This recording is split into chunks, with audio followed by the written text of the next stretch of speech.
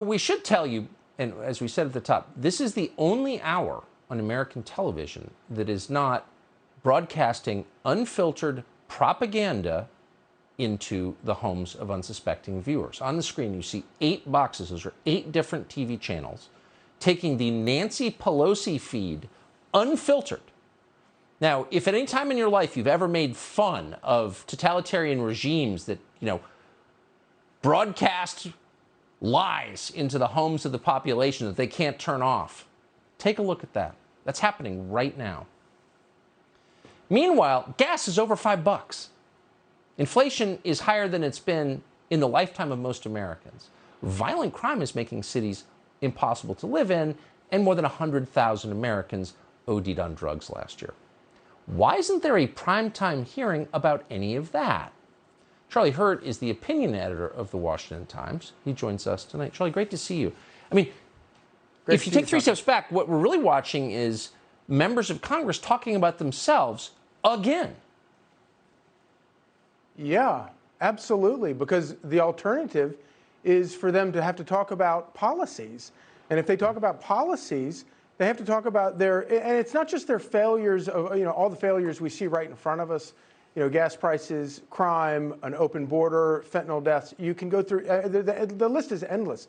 And if anybody got out of Washington, any of these people got out of Washington and talked to normal people, they would realize that American people are very, very concerned about a lot of things. This is not one of them. But then you step back even farther and you look at just the cavalcade of lies that Democrat politicians have made in their promises to get elected ever since even before Joe Biden came to Washington. Whether it's solving health care problems for poor people, ending poverty, or providing public education to people, they failed on all of these fronts.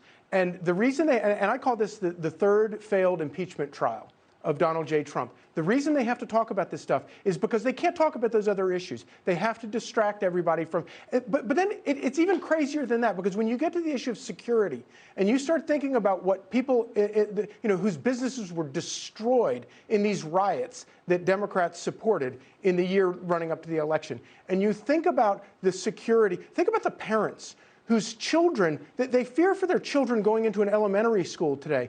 And Democrats control both chambers of Congress and the White House. They have not done a damn thing to protect children in schools. Yeah. Beyond that, the third branch of government, the judiciary, we have Supreme Court justices living under the threat of their family being assassinated, and Nancy Pelosi will do nothing about it.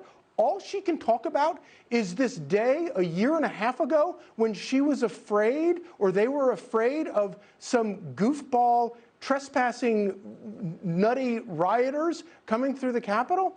I think that what we're seeing, and I think all this is going to backfire.